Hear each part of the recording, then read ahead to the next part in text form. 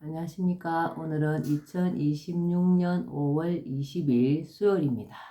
오늘 달달한 비가 오고 있습니다. 농사 짓는 사람에게는 꼭 필요한 비가 되겠죠. 오늘도 세계적인 바이블이 될 난세의 영웅 흑영령을 아십니까? 165페이지부터 읽어보겠습니다. 이 책은 우리 흑영령 신우님께서 직접 자필하신 자서전입니다. 정치 혁명이 필요하다. 우리나라 국회의원은 특권, 특혜가 많다. 다른 나라 국회의원들과 비교해보면 확연히 느낄 수 있다. 국회의원들이 스스로는 국가와 국민을 위해 일하는 국민의 심부름꾼을 자처하지만 온갖 특권, 특혜를 누리고 있는 것은 사실이다. 전용 사무실을 쓸 수 있고 전용 고급 승용차가 지급되며 거기에 따르는 사무실 운영비나 차량 유지비는 모두 국고에서 나간다. 국회의원 1인당 쓸 수 있는 보좌진이 운전기사 포함 9명까지도 가능하며 보좌진의 급여도 국고 지원이다. 국회의원 자신이 받는 한 해 세비는 각종 수당을 포함하여 2020년 기준 1억 5천만 원이 넘는 것으로 확인되고 있다. 급여는 회의에 출석하지 않는 등 일을 하지 않아도 그대로 다 나온다고 한다. 국회의원이 국회에서 한 발언에 대해서는 그 어떤 발언이라도 면책 특권을 가지며 범죄를 저질러도 회기 중에는 국회의 동의가 없으면 체포되지 않는 불체포 특권도 있다. 그리고 철도와 항공 요금은 모두 무료이며 특등석을 이용할 수 있다. 게다가 대통령도 받을 수 없는 정치 후원금까지 받을 수 있다. 그러나 선진국이라는 덴마크나 스웨덴의 국회의원을 보면 우리나라 국회의원과는 전혀 다른 소박한 모습이다.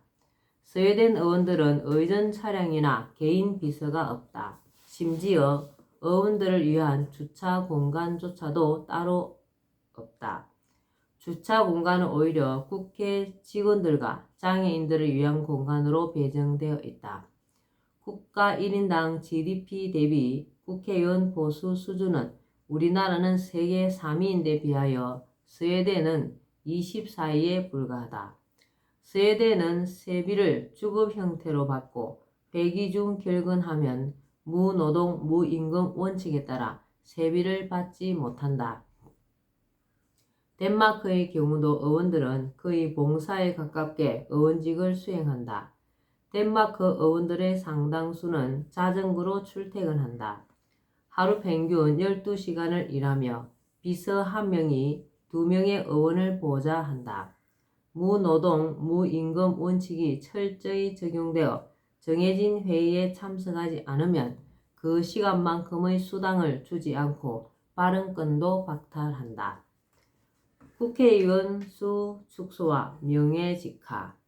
30여 년 전부터 나는 국회의원을 100명으로 축소하고 월급을 주지 않는 무보수 명예직으로 전환하자고 주장해왔다. 지금도 이러한 생각에는 변함이 없다.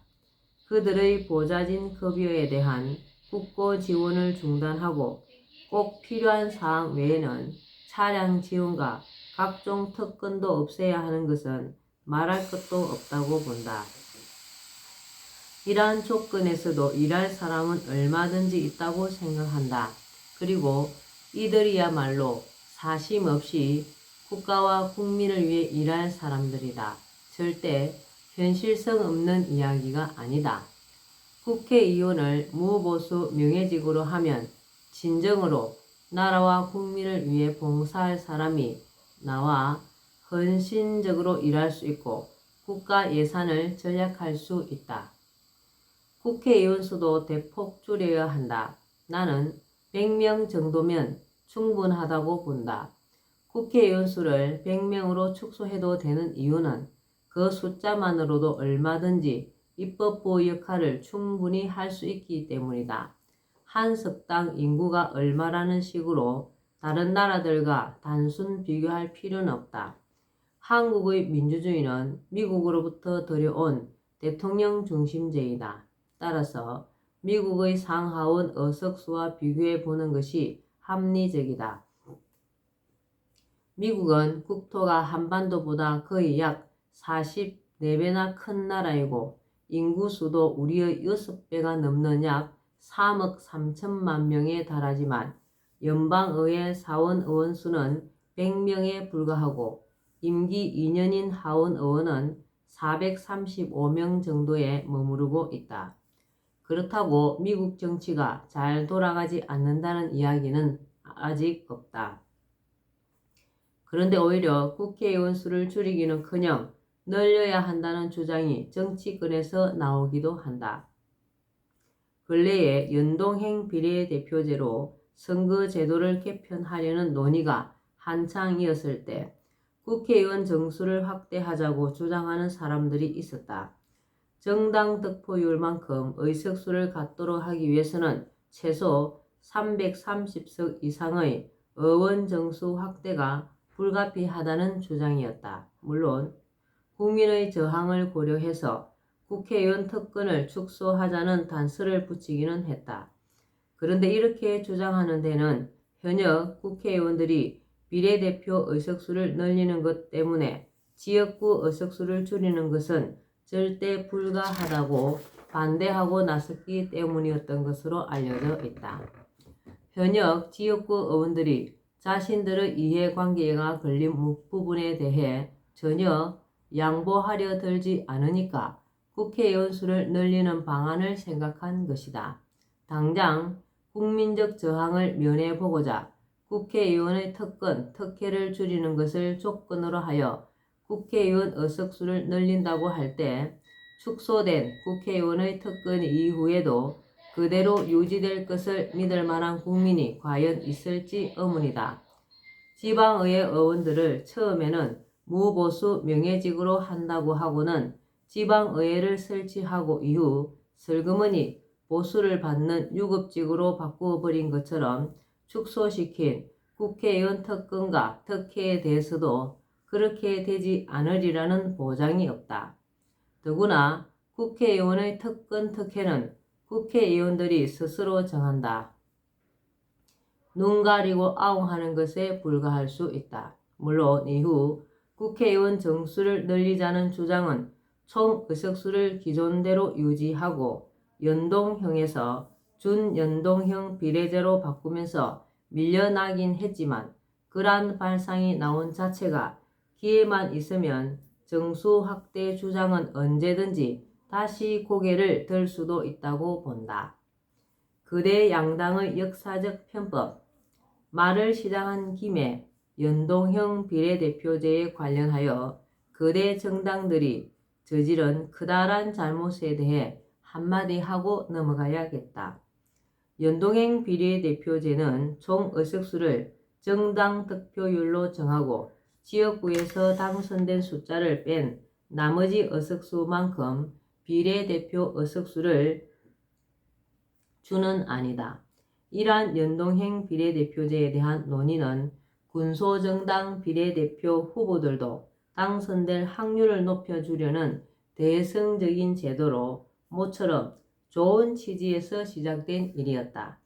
그러나 그것도 잠깐, 얼마 안 있어 그대 양당은 본색을 드러내기 시작하여 서로 당리를 따지면서 결국 연동형 비례대표제를 기존의 비례대표제와 그것의 절충 형태인 준연동형으로 바꾸어 군소정당 후보들이 당선될 가능성의 범위를 좁혀놓더니 막판에는 아예 그 가능성마저도 줄이고 그대 정당들이 비례대표 의석을 다 가져가기 위해 이제껏 그 어디에서도 듣도 보도 못한 위성정당이란 것을 만들어내기에 이르렀다.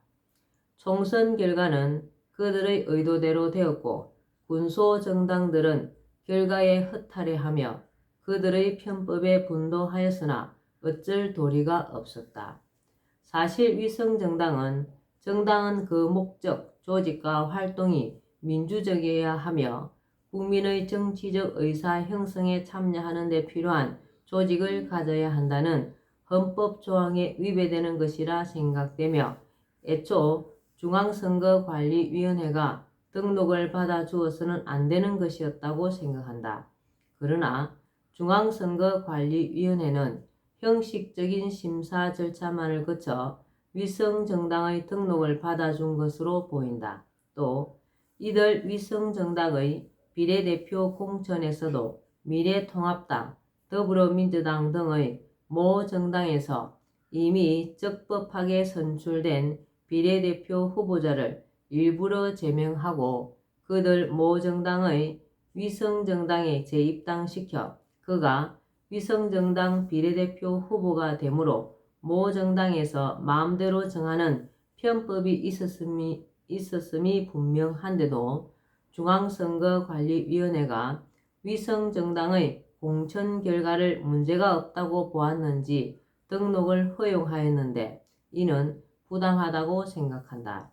나아가 중앙선거관리위원회는 이렇게 해서 탄생한 위성정당인 미래한국당과 더불어시민당에 선거보조금까지 지급하였다. 이러한 위성정당의 조직과 편법적인 행위 그리고 이에 대한 중앙선거관리위원회의 묵인, 허용은 우리나라 정당사와 선거 역사에서 아마 매우 수치스러운 일로 기록되지 않을까 생각한다. 지방자치제 유감. 나는 일찌감치 지방자치제를 없애야 한다고 강조해왔다. 지방자치 선거를 치르는 데에만 엄청난 국가 예산이 들어갈 뿐만 아니라 지방자치단체의 의회의원, 교육의원 등의 인건비도 무시하지 못한다. 지방자치제가 없으면 들어갈 필요가 없는 국가 예산이다. 그리고 지자체들의 지역개발 명분의 국가 예산 확보 경쟁은 도를 넘어서고 있다. 지자체들이 국가 예산을 확보하기 위해 애써 신규 사업을 발굴하고 예산 확보 전략을 세우기까지 하고 있는데 이것은 도저히 있어서는 안 되는 일이다. 국민은 자신들이 사는 지역에 박물관이나 공원이 생기고 시청이나 군청이 멋지게 신축되고 집 가까이 전철역이 생긴 것에 만족하여 국회의원이나 당체장들이 일을 잘하고 있다고 생각하면 그것은 근시안적 시각이다. 국가가 예산 집행을 함에 있어 우선시하여야 할 것은 멋진 박물관이나 대궐 같은 관청을 짓는 것이 아니라 국민의 생활을 안정시키는 것이다. 그 돈들을 전략하여 국민에게 골고루 돌려주면 서민의 생활 안정에 큰 도움을 줄 수 있다. 생계 걱정에서 벗어나지 못하는 서민들의 가슴을 펴줄 수 있고 빚에 허덕이는 사람의 고통을 들어줄 수 있다. 소비가 활발해져 기업이 좋아지고 나라 경제가 잘 돌아가는 동력이 되게 할 수도 있다.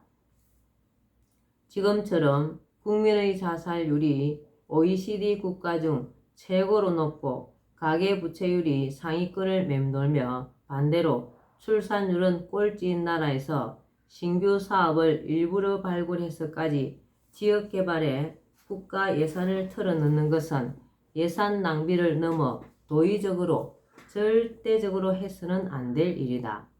박물관 같은 것은 국민의 생활 안정이 이루어진 다음에 해도 전혀 늦지 않다. 그리고 지금으로서는 이미 이루어진 공사와 사업만으로도 그 이상 지역 단장과 개발은 할 필요가 없다고 생각한다.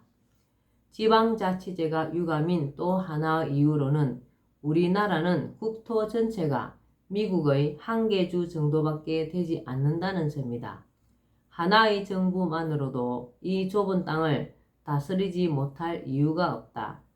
지역의 균형 발전이라는 명분으로 지방자치제의 당위성을 주장하는 사람이 있을지 모르지만 지방자치제의 시행을 통해 지역의 균형 발전을 이룬다는 것도 그야말로 명분에 지나지 않으며 오히려 지역 간의 지나친 경쟁으로 국고 낭비와 지역 이기주의만 키울 수 있다. 지방자치단체의 지역 이기주의가 국가적으로 낭패를 가져온 것은 한두 번이 아니다. 국토 어딘가에 꼭 설치해야 할 시설이지만 그것이 혐오 시설로 비치는 경우 그 어떤 지자체도 설치를 불허하여 중앙정부를 공경에 처하게 하고 중앙정부와 대립하는 일까지 발생하고 있는 것은 모두가 잘 아는 일이다. 그러나 이 시점에서 나는 이미 자리를 잡은 지방자치제도를 없애지는 않고 예산 낭비 부분만 개선하는 방향으로 지자재 문제를 해결해 가는 것도 괜찮은 방법이라고 생각한다. 지자체 선거를 없애고 지자체 단체장은 내부 승진을 통해 대통령이 임명하는 방식을 채택하는 것이다. 지방의회의 의원도 선거가 아니라 추천 등의 방식으로 선임하고 지방의회 설치 초기처럼 무보수 명예직으로 하면 선거에 들어가는 막대한 비용과 의원 보수를 절약할 수 있다. 그리고 지자체 단체장이 중앙임명제가 되면 지역국회의원을 통해 경쟁적으로 예산을 가져가 무분별한 개발을 일삼는 등의 지자체의 지역이기주의를 어느 정도 통제할 수가 있어 불필요한 예산 집행을 막고 국토의 균형 있는 발전을 도모할 수 있다. 오늘은 여기까지만 읽겠습니다. 오늘도 흑영령을 많이 부르고 알려서 하늘에 복을 짓는 행복하고 뜻깊은 하루 되시기 바랍니다. 감사합니다. 흑영령, 흑영령, 흑영령.